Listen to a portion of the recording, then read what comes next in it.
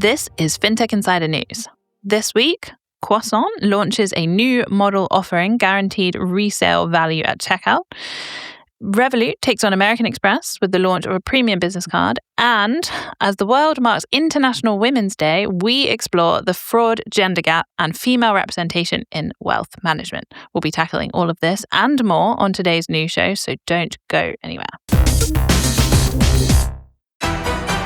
Marvel Television's Wonder Man, an 8-episode series, now streaming on Disney+. A superhero remake, not exactly what we'd expect from an Oscar-winning director. Action! Simon Williams, audition for Wonder Man. I'm gonna need you to sign this, assuming you don't have superpowers. I'll never work again if anyone found out. My lips are sealed. Marvel Television's Wonder Man. All 8 episodes now streaming, only on Disney+.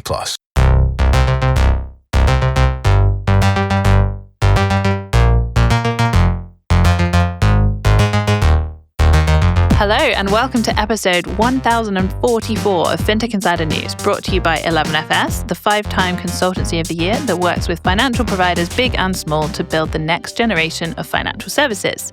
I'm Laura Watkins, Director of Media and Marketing here at 11FS. And yesterday, if you're listening to this the day that it comes out, marked International Women's Day, celebrating the social, political and economic achievements of women across the globe. This year's theme is Give to Gain, highlighting the power of reciprocity and support. The idea that when individuals, organizations, and communities give generously, opportunities and support for women grow.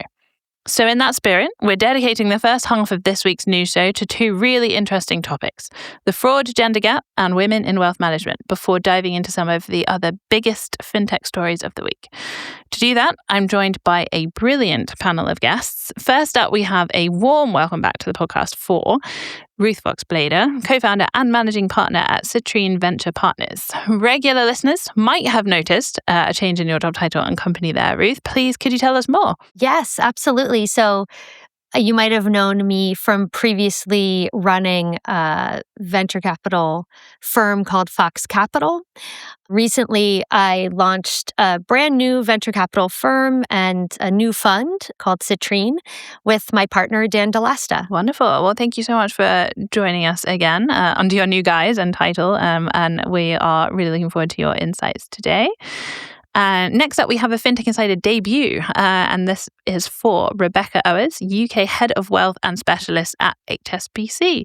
Welcome to the show, Rebecca. Please, could you tell us a little bit more about yourself and what you do at HSBC? Thanks, Laura, and thanks so much for having me. It's really exciting to be here. I head up our UK Wealth Advice business and specialist teams. That's a team of around 500 colleagues, including 230 financial advisors based across the UK, and a team of specialists whose job is really just to make the complicated stuff simple for our customers. So that includes things like a retirement advice centre of excellence, training, development, and a whole bunch of technical experts. Wow. Okay, that is a big team. So, looking forward to digging into that a little bit more as we go through the show.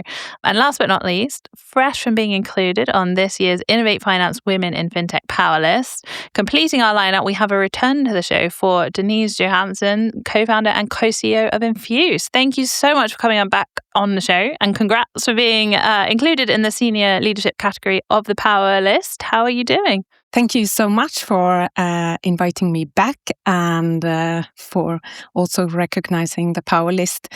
I'm really good, thank you. I'm back from a week holiday in Hawaii, so experience some tough jet lag, I must say. But 2026 have been treating us very well so far, so I'm excited for the conversation that we are going to have here today. Amazing. Well, welcome back from both Hawaii and to the show. So thank you so much for joining us. And so actually, sticking with you, we're going to jump in to the news. And our first story this week is around the fraud gender gap. And women pay a higher price for fraud, according to new research from Enfuce, which states that men and women suffer from financial fraud at around the same rate. around 3 in 5 people, with minor differences in the types of scam they fall victim to. But despite this, more women suffer from the ongoing effects of fraud, with 44% reporting stress and anxiety, 29% feeling less safe, and damaged financial confidence was reported by 12%. 2 in 5 women report that they had to cut back on spending or struggle to pay bills, and younger women in particular fear that their long-term financial decisions have been affected. And 28%, or over a quarter of women, also changed how they made payments as a result of fraud.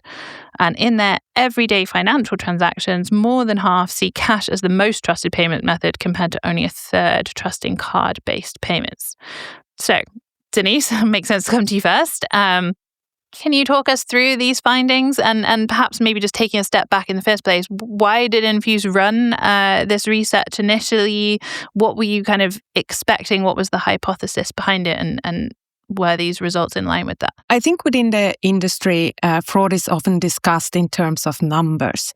How much money is lost? How many cases there are? But we rarely talk about the human impact. So we started asking a deeper question. Does fraud affect everyone in the same way? So when we looked at broader financial inequality, the gender pay gap, pension gap, investment gap, we realized that there might be hidden consequences of fraud for women that weren't being discussed. So the goal of the research was really simple: to understand whether the impact of fraud differs between men and women, and what that means for financial inclusion. And yes, we suspected there might be differences, but the scale of the psychological impact on women was actually surprising to me. What we found is that men and women do experience fraud at almost the same rate, as you said. Roughly 3 in 5 have experienced it. But the after effects are very different between the genders.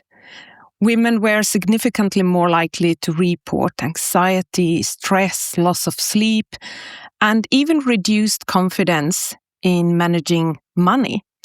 So the financial loss might be temporary, but the confidence loss can last much longer. Definitely. And I think that's really interesting, like the impact of a lack of confidence on the kind of wider financial ecosystem, and what that kind of takes people away from doing in the space once they start losing that confidence. Can you kind of tell us more about that and kind of the long-term implications of that loss of confidence? Yeah, the long-term implication is that fraud can push people away from the financial system.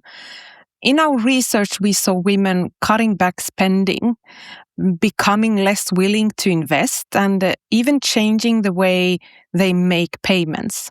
And we all know that payments are digital, so changing your behavior is giving you impact on everyday life.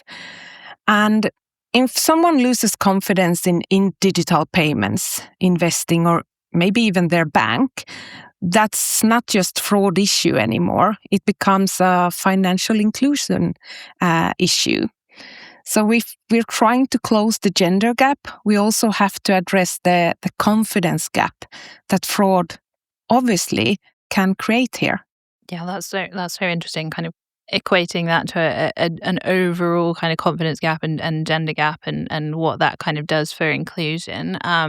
Rebecca, bringing you into this, what was your kind of thoughts on those results and potentially what we stand to lose overall in the ecosystem by this gender gap created by the impact of fraud? Yeah, it's really interesting, Denise. And actually, we see a lot in the studies that we've done around confidence and education and what a massive role that can play. And I think also that representation of women in the industry and in financial services that helps give women confidence to be able to go and seek help and guidance when they want to. I think for me, it really, really enforced some of the points that we also saw coming out of the study that we did. Definitely. And Ruth, what was your take on this? Obviously, there's the problem, but then there's also what we can do about it as well, right? Yeah. So first of all, I think it's wonderful that the study is being done. I think that the data is incredibly important, and we need to,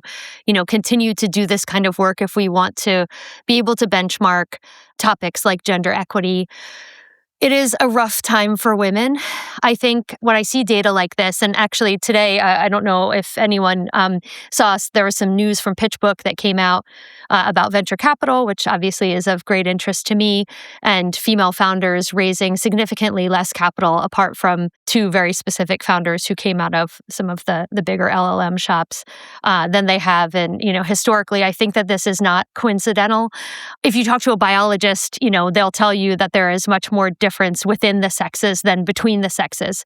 So when you see data like this, which shows this incredibly different impacts on men and women of, the same experiences, we have to believe that this is social.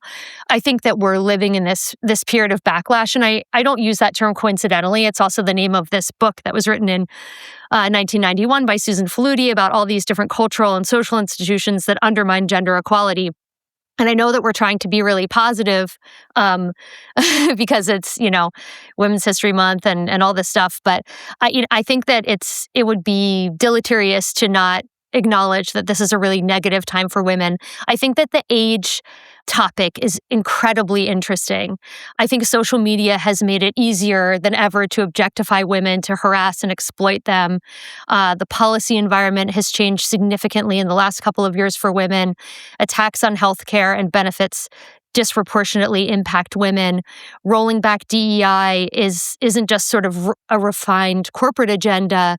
It's an attack on women and people of color. And that has really significant consequences. It changes the social conditions for women and in which women operate. And then when you start to see it come out in the numbers, and I think confidence is a really interesting issue, right? Because that's a measurable proxy where we can see this sort of chipping away at equality that's been happening very much so over the past, year and change.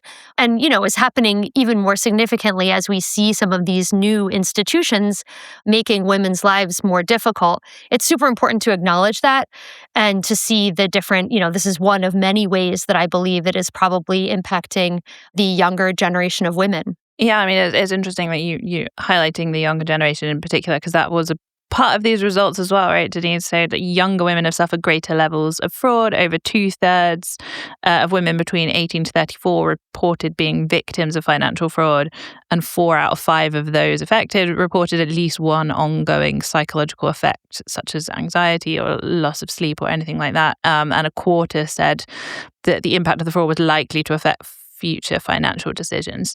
Perhaps, Denise, you can talk more to that, kind of in the context of everything that Ruth just said, particularly as, in fintech as a whole, like we're very guilty of kind of going like, oh, the younger generation, they're very tech savvy, they know what they're doing, etc. But then this kind of shows a different side to that story. What do you think? Yeah, definitely. It does challenge the stereotype for us because we often assume the older generations are most vulnerable because of technology. But what we're actually seeing is that fraud is increasingly digital and it's embedded in everyday online behavior. So younger people spend more time in digital environments. It's social media, online marketplaces, digital payments, which simply increases exposure to fraud. So the issue isn't about being tech savvy or not. It's about how fraud has evolved and where we spend our time. Yeah, definitely. And sort of to Ruth's point, like kind of almost socializing the issue in terms of this goes beyond, purely being about fraud or purely being about financial services, and more about where people are spending their time and what they're exposed to. In terms of that exposure, so as you say, 3 out of 5 of all adults have experienced financial fraud of either gender. However, the types of scam is interesting. So women are more likely to fall victim to online shopping scams, card compromise attacks, and so on. Men are more likely to fall prey to email phishing and investments or crypto scams at a greater rate.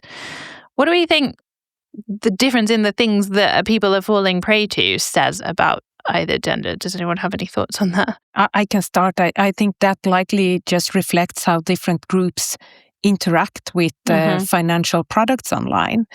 So one important finding was also there that romance scams actually affected both genders equally. And I think that just shows how emotionally sophisticated fraudsters has become. Yeah. And then where it actually hits equally. But otherwise, it's where we interact as groups. Does it have something to do with people's risk appetite as well? If like men are kind of more likely to fall prey to sort of crypto and investment and sort of parts of financial services that are deemed a little bit less safe, maybe, and women are not in those spaces so much, or is that an overgeneralization? I don't maybe believe in that, but Rebecca, maybe you have an idea of that. That stat for me really pricked my ears up as well, Laura. I thought it was really interesting.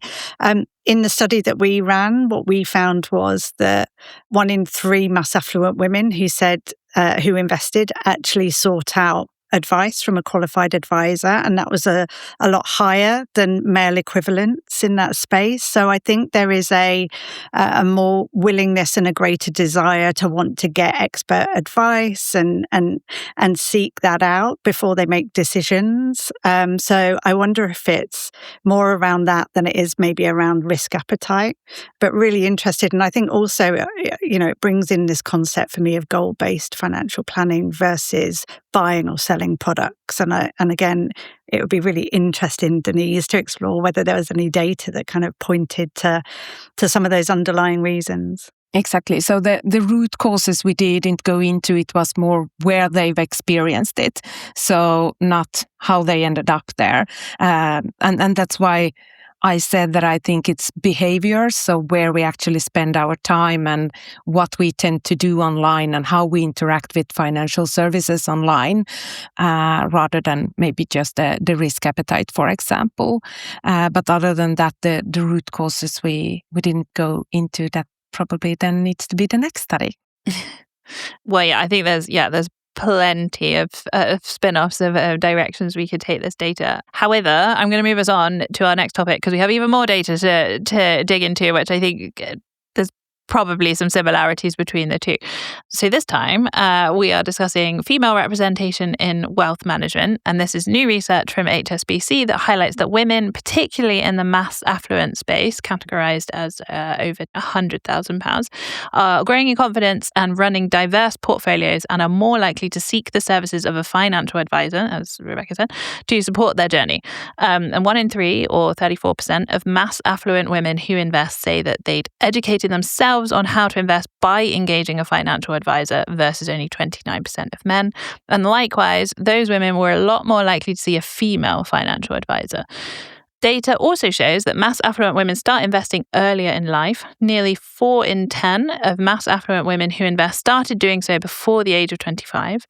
And 74% of mass affluent women say that the pursuit of wealth is important to them versus 66% of men, but only 64% of them see themselves as financially successful despite being in the top 5% of earners, which, maybe speaks to that confidence piece as well. But I don't want to guess. I want to talk to the expert. So Rebecca, coming to you first on this, can you kind of tell us more about the story behind the numbers and kind of why this female representation inside the industry has a huge benefit externally to kind of the customers and redressing the balance in the wealth space?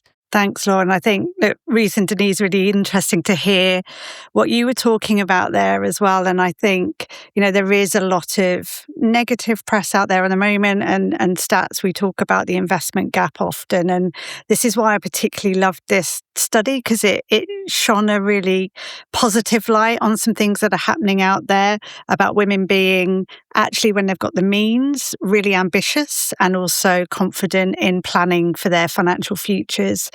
And yeah, I think, look, the financial advice and the wealth management industry, we know, is still very male dominated.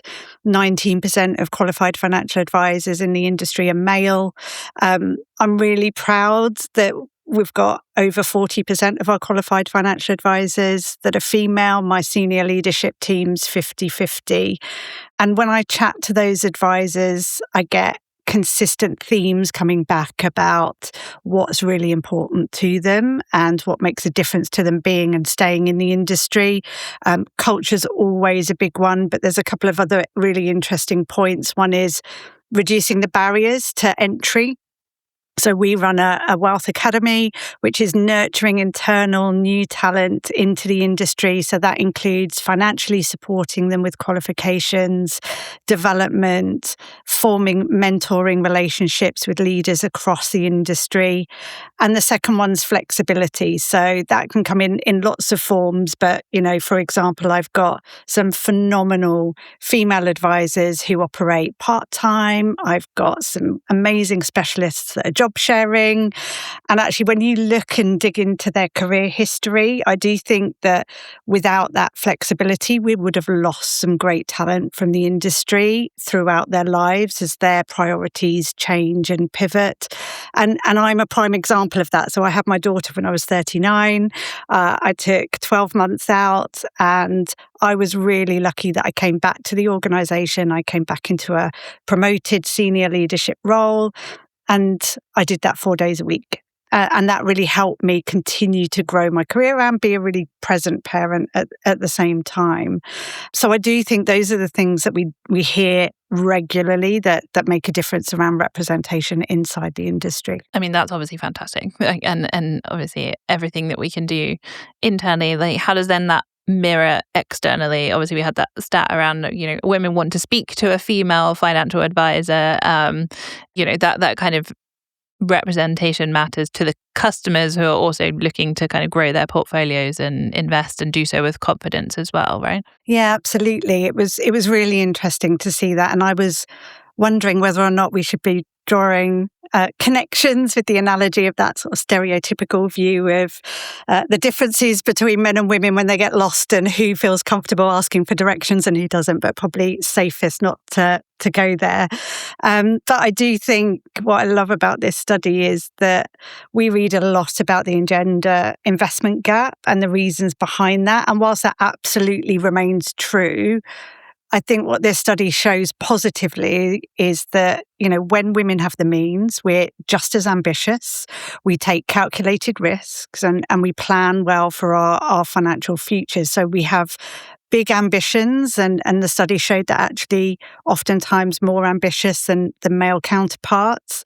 And we're not afraid to go and seek that professional guidance from someone we can trust on that journey.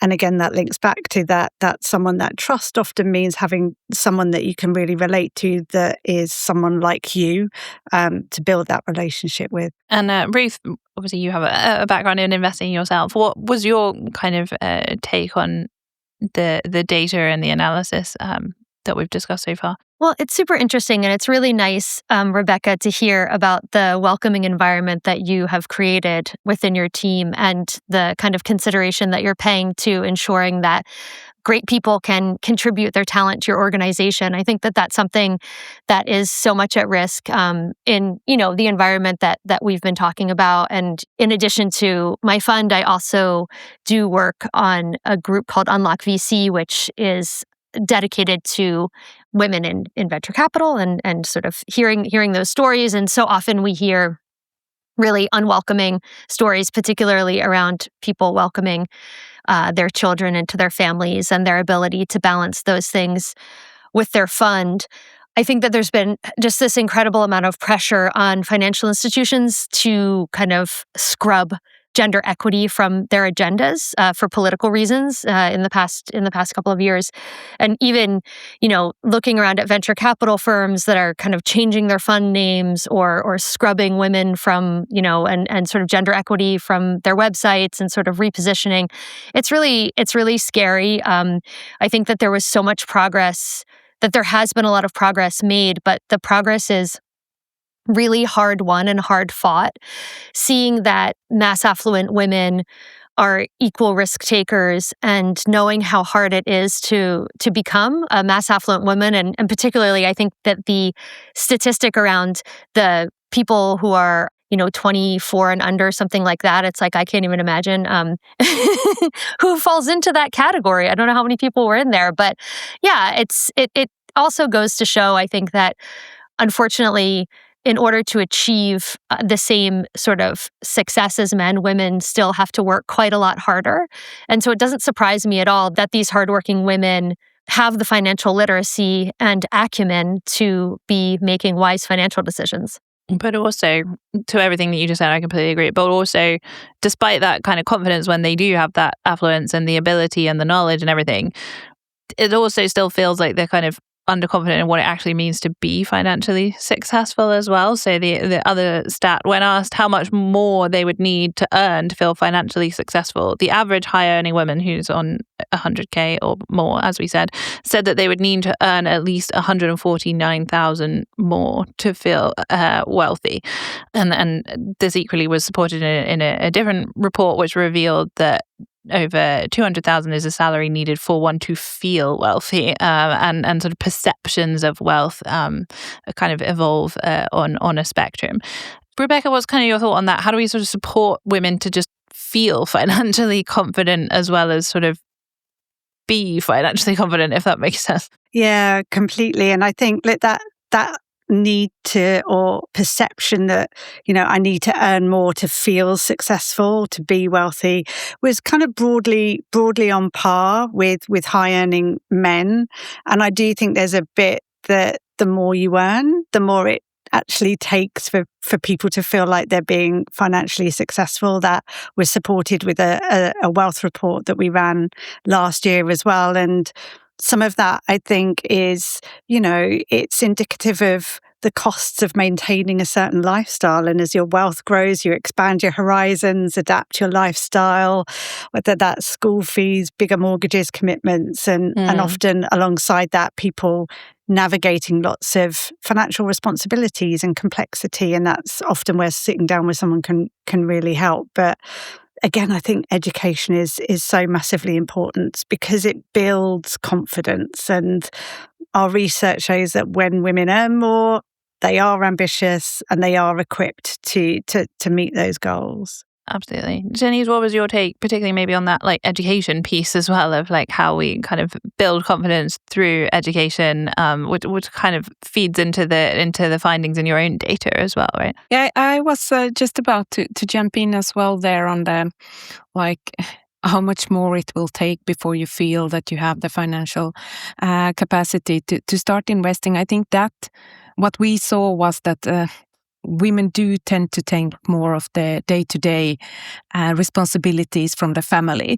So the more women earn, the more likely they are to put it in the house or to the children, while men then can see the opportunity to actually start investing. So I think it comes to educating. I think it comes to no matter what you earn, you can decide on the percentage of your earning to put aside. So may it be 5% or can it be 10%? But that can then increase when you earn more. But putting something aside is more important than just waiting for the right moment, because then it comes, like Rebecca said, that you will need to maintain your lifestyle. So the more you earn, the more you will spend.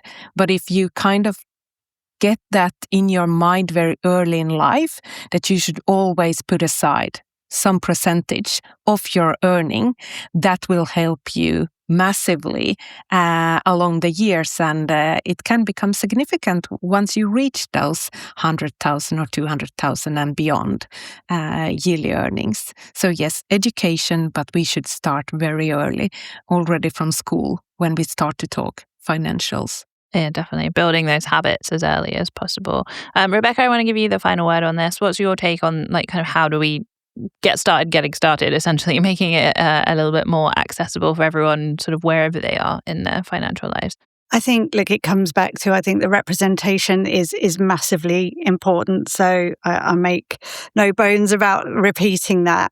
And I think on the education bit, I think there's some really exciting things coming. Things like the advice guidance boundary review and targeted support, I think, are really, really welcome. And, the study showed that women are more likely to seek out guidance and support and advice. So it will be really interesting to see whether things like targeted support help to bridge that investment gap outside of that mass affluent space and start to really make a difference. So I think, look, it's going to be really interesting. And I think there's lots of positive things happening as well, around all of the other things that Ruth talked about that, absolutely are true. Fantastic. Well, thank you so much. We're going to take a quick pause here. I feel like we've covered a lot of ground in a short space of time, but we will be back very shortly. Hey folks, David Breer here, CEO of 11FS. Here's something you might not know about me. I get a lot of people trying to impersonate me online, fake profiles, scam emails, the lot. And a big part of that comes from data brokers, hundreds of them, quietly collecting and selling your personal information. Your phone number, email, home address, job title, all out there and all fueling identity theft, scam calls, and spam. If you've ever searched your own name online, hands up, who hasn't? You'll know how exposed you really are. That's why we've partnered with Incogni. They contact 230 plus data brokers and tell them to delete your information properly and legally under GDPR and CCPA. Doing it yourself would take hundreds of hours. Incogni automates the whole thing and keeps working with repeat removal requests if your data reappears. I tried it, and within days, saw brokers deleting my data. You can even protect your family members too. Fintech Insider listeners get 60% off an annual plan. Just head to incogni.com/fintechinsider and use code FintechInsider. And yes, it's risk-free with a 30-day money-back guarantee. You'll find the link in the description. Does it ever feel like you're a marketing professional just speaking into the void? But with LinkedIn ads, you can know you're reaching the right decision makers, a network of 130 million of them, in fact. You can even target buyers by job title, industry, company, seniority, skills, and did I say job title? See how you can avoid the void and reach the right buyers with LinkedIn ads. Spend $250 on your first campaign and get a free $250 credit for the next one. Get started at linkedin.com/campaign. Terms and conditions apply. Now, a quick break from the headlines to tell you about our next After Dark event, now just over 1 week away. We'll be recording Fintech Insider News live at London's Village Underground on Tuesday the 17th of March, which also happens to be St. Patrick's Day. So expect great conversation, lots of fun, and maybe a Guinness or two, as David Breer and Ross Gallagher are joined by a fantastic panel of guests to unpick the week's headlines. It's free to attend, but tickets are going fast. So head to 11fs.com/afterdark to grab yours now. The link is also in the show notes of this episode. But back to the news, and our next story is fintech platform Croissant launches with $24 million in initial funding. A story in the papers. Croissant offers merchants a checkout integration that shows customers a guaranteed resale value at the point of purchase. The idea is simple. Instead of treating a purchase as money gone, Croissant frames it as an asset that can be sold later. Customers can resell items through Croissant with one click, while the platform distributes listings across secondhand marketplaces and returns proceeds to the customer. The model is being positioned as an alternative to buy now, pay later, tapping into the growing $130 billion secondhand fashion market. Okay, so what did people think of this one? Ruth, kind of maybe coming to you first with the VC angle. Croissant raised $24 million at launch, which is obviously a very good seed round. What do you think investors are looking at here and backing here in terms of this offering? Yeah, and actually, I have to say, I'm very interested in this space. The first project that I have done out of Citrine, my new fund, is an investment in incubation in a company called Star Moire, which is also in the fashion resale space. So I have been doing a lot of research here and thinking a lot about this. I think that, you're seeing the intersection of a couple of trends and topics. There's the affordability topic and, this kind of affordability crisis. People feel like they need to make £249,000 to feel rich. to have enough money. Yeah, to feel rich. So here we are. There's also the issue of kind of the declining quality of goods. So, what we're looking at from the project that I'm working on is really people's desire for older things as a way to actually have high quality. But I think that there's also this other huge environmentalist concern about how the overconsumption of goods impacts the environment. And again, this is a trend that younger people are very interested in. So the idea that you're not just contributing to this sort of conspicuous consumption and this endless consumption problem, social problem and environmental problem, but actually thinking about how you're going to, how the life of these goods beyond the period during which you need to use them. I definitely think it's kind of spot on. So obviously, to the investors, it is a quite large seed round. Side point, I would say it does feel very feast or famine in venture capital these days. So companies are either completely unable to raise money or they're raising quite a lot of money. At least that's the feeling of this kind of bifurcating market that we've been watching really probably since about 2023. It feels like, there's this really interesting market bifurcation. But I would say on the basis of all of these things, not super surprising.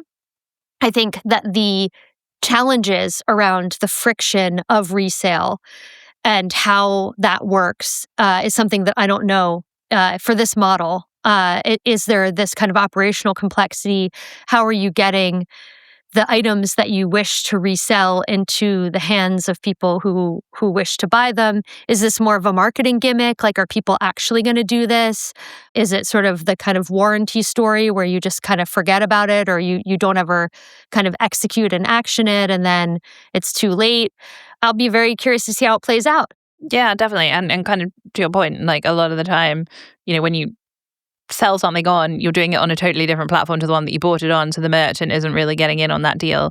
Whether they're doing that here, I don't know enough about the model to know whether they get the benefit, but it will be interesting to see how this one plays out.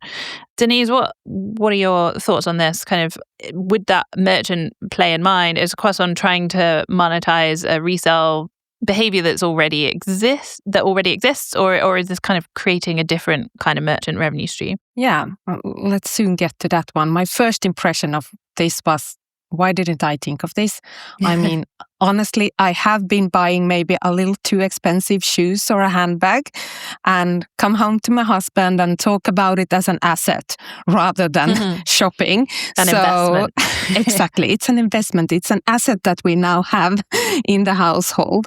So in that sense, I think it's a brilliant idea. But then we get to the actual reality of it and overconsumption. And will this just make people buy even more that you actually don't need? So will it trigger, actually, I don't maybe have to have a need because I only going to keep it for maximum of a year. So how will it actually impact buying behavior? Really interesting to see how it will play out. And then the actual business case of it. And I haven't seen the products or what's exactly going through that platform yet. The revenue stream, who is going to cut in where, I don't see it yet. It's going to be really interesting to follow and to see how they are able to scale this.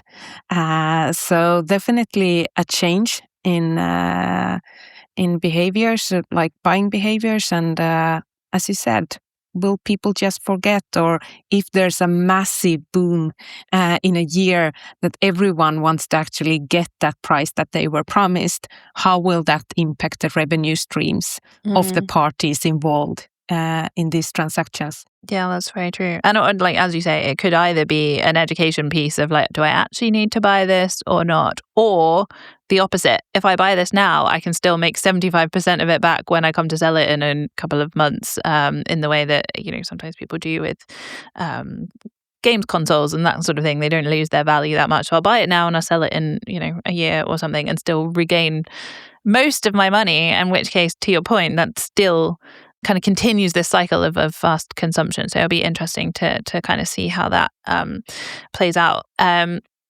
Rebecca, kind of what was your thoughts on this? Kind of thinking about the purchases more as an investment or an asset.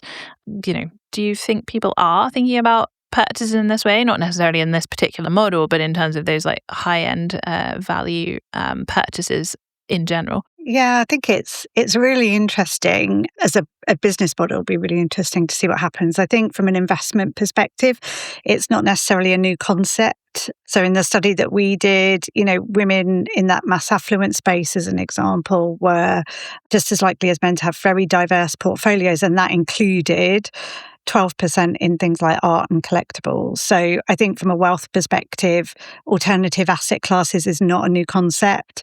That diversification of portfolios is really important. So, it'll be interesting to see how this might play into that concept. Definitely. What's your thoughts on that, Ruth? So the way that I'm thinking about this is really in the context of the work that I'm doing, helping women to understand their closets as an asset and as an asset class. And I think that there's kind of the old trope that, men invest in ETFs and bonds and women invest in handbags. And Rebecca, the work that you're doing has shown that is not true. At least mass affluent women are investing in all of the wonderful things that men are investing in. But I do think that the concept and the notion of turning your closet, which is a very complex, potentially horrifying place, and definitely a burden in your home, into something which looks a little bit more like a portfolio of assets that you can value and liquidate is really interesting. And similarly for the other things that you buy, that does seems quite interesting. This particular model, and I know from looking at marketplaces for a long time, has the potential to be quite high friction. And I think that what Denise was raising around the business model and sort of, what's the take rate at each step is very, very important to understand. And there has also been quite a lot of backlash, because I have been doing a lot of research about this kind of fashion category against some of the resale platforms and the amount of money that you're actually able to recuperate. So the idea that a good is being valued and a resale price is being guaranteed could be very interesting for consumers, but very risky for the platform. Interesting. Well, yeah, we will have to keep an eye on this one and how it evolves. And, maybe we will hear from Croissant themselves further down the line. But I'm going to move us on to our final main story this week, which is that Revolut is trying to take on Amex with an ultra premium business card. Story in Finextra and other places. The card, called Titan, comes with a £65 per user monthly fee and includes perks such as airport lounge access, travel insurance, subscriptions such as The Economist and Perplexity, and even 10 gigabytes of global mobile data each month. Alongside these perks, Revolut says Titan gives finance teams better control over spending with real-time expense tracking, automated receipt matching, and reconciliation tools. The launch comes as Revolut Businesses surpasses $1 billion in annualized revenue and becomes the most downloaded business finance app in Europe. So, Denise, maybe let's come to you first on this. What did you think of this one? Is this kind of a natural evolution for Revolut? They've gone premium straight out the gate here. They're no longer sort of playing in the cheap end of the market. What's your take of this one? Yeah, it's a really interesting move because fintechs historically built its reputation on being the cheaper than incumbents. And now we're seeing a fintech move up market. But if we look at Revolut and what they've been producing over the last decade, yes, it is a natural step for them. And I do think with their user base and how well known they are already, if it's anyone that can challenge Amex, it is probably Revolut. So it's going to be very interesting to continue to see how they succeed with the proposition. It's very high end, though, I must say. So let's see how many businesses there are out there that has the need for all of that and are willing to pay for it. But as their evolution, yeah, makes sense. Definitely. £65 per user per month for it is steep. In your mind, what kind of makes Amex so hard to compete with historically? Or is it hard, or is just no one tried to go as premium as this? What do you think, Denise? I think it's just the long history they have. It takes so much time to build that reputation and to build it globally. So it's just how widely spread it is and the known brand, and that they were very unique in the beginning with the perks that they offered. It was a B2B card, but also a B2C card. So again, those Amex users, it's a little like Apple then become as well. Once you go Apple, you won't change. And I think Amex had a lot of that earlier, that those who were like really committed to using Amex, they stayed true to that. I don't think the younger generations anymore are that keen to even start using Amex. So in that sense, there are room for someone to challenge the space, maybe. That's such a good point about the sort of like diehard brand loyalty to Amex, which has always been built on the kind of rewards and the perks and so on. And obviously the name has a huge amount of cut through. They're kind of almost like the Coca-Cola or something of financial services, like their American Express and Amex, both names. And so that reach has a big cut through, but obviously, increasingly now so does Revolut. So maybe they can challenge them on that great global stage. So perhaps coming to you, Ruth, obviously we've talked about that, like £65 per user per month. As Denise said, like fintechs historically targeted the low cost end of the market. Here we're seeing the complete opposite. From your kind of venture perspective, what's your take on fintech going up market, so to speak? I think in this particular case, it's completely coherent. So you're going to see a lot of people, opting in for Revolut in Europe because of the foreign exchange advantages. And they're not going to have a particularly necessarily strong, maybe emotional connection to Amex. And if they do, they're just going to do the math and kind of figure out what the better deal is. I think Amex has also done an incredible job of these like super deep and super broad partnerships. So there's just so much value in the points, and people are obsessed with points, obsessed. And I think that this points obsession has actually become less irrational and more rational. And so there's like the people who trust the brand and are loyal to incumbent financial services brands because of the feeling of trust and stability. And that's always a challenge for startup competitors. There are also people who are incredibly analytical. And so they're going to see that there's this very coherent value proposition to travelers, people who travel consistently for business. And so you can kind of both manage your expenses and also have these travel perks that are associated with card usage. And of course, what Revolut needs to do, which is the same as any fintech offering a card proposition, is get that card top of wallet, get as many swipes as possible, really try to be the main card of use in general or for a particular activity. And so this, should definitely allow Revolut to potentially compete on that business user by offering the same type of reward scheme, which is become somewhat ubiquitous. And there are also a lot of intermediaries that help and assist with rolling out these types of schemes. So yeah, like I said, I consider it coherent.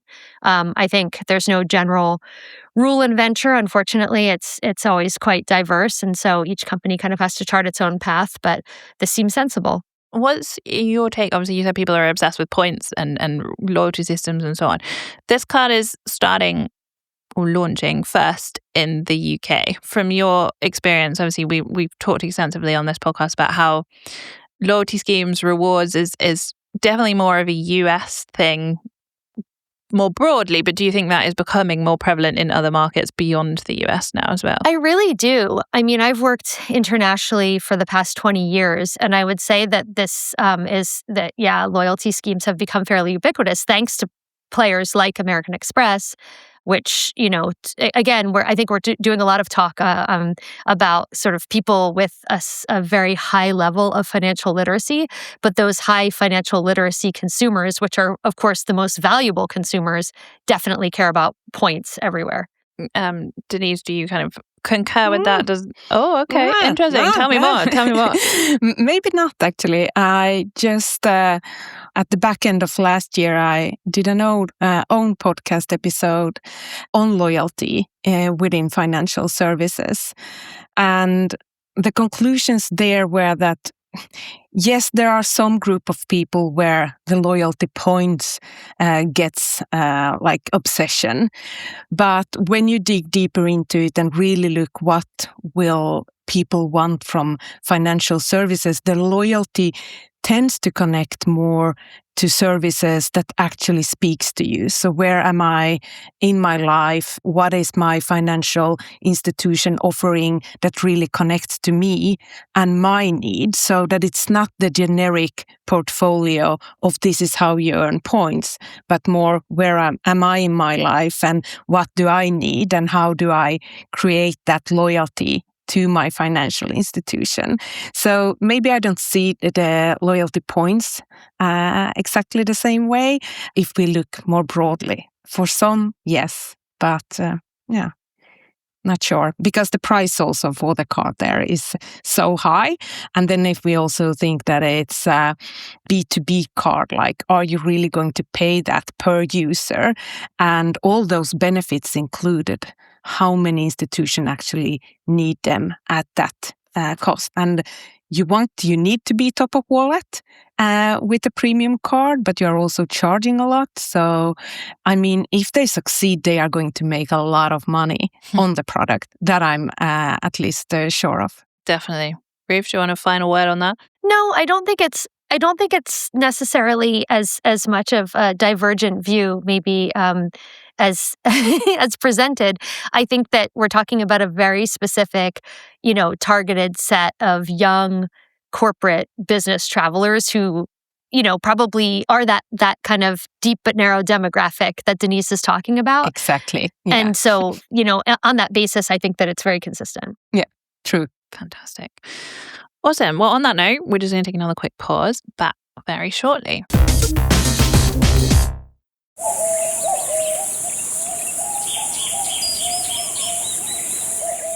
As a chef, I know flavor doesn't begin in the kitchen. It begins on the land. And Westhome's nature-led Australian Wagyu is a story written in the landscape of Northern Australia. Cooking is storytelling, and Westhome Wagyu carries a story of Northern Australia itself. Raw, powerful, and deeply authentic. It's a testament to the passion and care raised in the rhythm of Northern Australia. I'm Chef Maylin from 88 Club in Los Angeles, and I invite you to visit westhome.com/Maylin to learn more and taste a story only Westhome nature-led Australian Wagyu can tell. That's westholme.com/MEILIN. Okay, now for a quick look at a story we don't have time to cover in full, but sticking with a similar theme. Revolut applies for US banking license in a push to crack the American market. The story in the FT. It's official. Revolut has applied for a US national bank charter, a major step in its long-term push to crack the American market. If approved, the license would allow the fintech to offer insured deposits and lending directly instead of relying on partner banks. The move comes as Revolut now serves 70 million customers globally, but still only has around 500,000 users in the US. Interestingly, this comes before its UK banking license is fully live and amid signs the US regulator may be more open to fintech entrants. We actually covered this story back in January when rumours were swirling that Revolut might apply for a license rather than shortcut the process by buying a US bank. Here's what my fellow host Benjamin Ensor had to say at the time. Poor old Revolut does seem to come up a lot with license challenges, but it makes sense. It makes sense to get its own license rather than sort of trying to back into an existing license, which may indeed have expectations around branches and so on. Not that having the odd branch isn't a bad thing, because psychologically, customers seem to be more comfortable depositing money in a place that has a physical presence. But nevertheless, this is an interesting decision, and best of luck to Revolut that's a smooth process, because one of the challenges for digital banks expanding into the United States, whether they're American, homegrown, or from overseas like Revolut, is the sheer difficulty of getting a charter or a license and the cost and complexity of that process, which in some ways has slowed down the arrival of fully fledged digital banks into the United States. So, this is definitely a developing story, and one we'll be keeping a close eye on in future episodes. But now I'm going to move us on to our And Finally. And finally, a fun story we picked up on this week, which is what industry gets right and wrong about European fintech. So the HBO show Industry has become something of a cult hit in finance circles, following a group of young graduates fighting to survive inside a fictional investment bank. Or at least that's how the series started. It's spiraled since then. Much of the most recent season even revolves around Tender, a payments processing fintech that isn't quite what it seems, despite impressive payment volumes and big valuations and acquisitions. But a recent piece in Sifted asked an interesting question: what does the show actually get right and wrong about the world of finance and fintech? Because while the drama is often turned up to 11, the show does try to capture some of the realities of the industry, from long hours and high pressure to the constant competition for deals, promotions, and survival. So, probably a prudent question to ask before we go any further. Have any of you seen Industry at all? Sorry, I haven't. No. Don't watch it. Sorry. Rebecca? So until 2 months ago, I didn't even own a TV. So no. And wow. That's a journey I might need to unpack, but okay. Okay, so shows like Industry kind of focus on the intensity and pressure of financial careers. Just on a more broader scale, do we think that that's true, or a little bit of a stereotype if you were, looking from the outside in at sort of investment banking and so on? Do we think that that's still a representation of the industry? What do you guys think? I think shows like that definitely capture some truths, the pressure, the pace, and the competition. But of course, they also tend to focus on the drama of things. In reality, I think the industry today is a bit more collaborative, especially in fintech. So yeah, maybe not as much drama, but captures some truths. Yeah. Do we think we're sort of starting to shift away from that? We're kind of trying to outgrow that label, perhaps, Rebecca? I think certainly from my perspective in the wealth management business, I'm really fascinated about the psychology behind what brings out the best in people, and actually having lots of conversations at the moment around recovery to enable peak performance. And, athletes do it. It's a really important part of how they perform at their best. But I think there has long been expectations for people in the finance industry to, always be on, or that recovery is a bit of a guilty secret. So I'm having lots of conversations around actually how do we purposefully bring in recovery so that we can be at our best. I think sometimes, the idea that you need to always be on is not always where you get the best from people. Definitely. That's so interesting. Yeah, recovery is really important if you're in sports, as you said, but it's rarely applied to the workplace. What do you think, Ruth? Well, from a venture capital perspective, I can say venture capital is absolutely full of shenanigans, and I could make a bazillion. You should definitely watch Industry. Yeah. I don't have time because I have 4 children, but and I don't have time to write all of the series of my own life of shenanigans in venture capital, but maybe one day I will. Absolutely. I mean, it's on that theme. If you're writing a TV show about fintech, what are the kind of classic stereotypes of the industry that kind of would make it into the script? So the sort of adages, we're building a Stripe for something. We're trying to get every startup's claiming to now be AI powered. What are the sort of stereotypes of fintech, do we think? I mean, I'm a loser who hasn't watched the show, but I've read about the show. And apparently these guys, had some form of unfulfilled career in the industry, and then, have found fulfillment in writing this show. Mm-hmm. So maybe that could be the theme. That's the career gear switch, maybe. Yes, I think I think they used to work for Goldman, perhaps, and then I've written about a fictionalized Goldman, bringing some of their experiences to life, some with, hopefully, having watched the show, a lot of artistic license, at least. But yeah, do you think there's anyone from fintech or financial services who, focusing on them would make a great TV drama as like a biopic? What do you guys think? I think from what Ruth just said, I'd love to see hers. that sounds super exciting. Mine would be incredibly dull. Yeah, Ruth, maybe you're going to have to write your own biopic at some point. Okay, well, I am going to wrap the show there, and we wait with bated breath for Ruth's memoirs so that we can turn them into a TV show.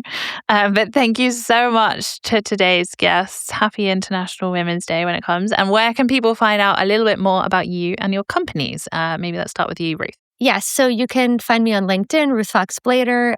You can follow me on Substack, Fox News. Fantastic, thank you. Rebecca? You can find out more at hsbc.co.uk/wealth. Wonderful. And Denise? Well, you can find me on LinkedIn, but you can also listen to my podcast, In the Hot Seat. Fantastic. Thank you. And as for me, you can find me, Laura Watkins, on LinkedIn or 11fs.com or on this podcast.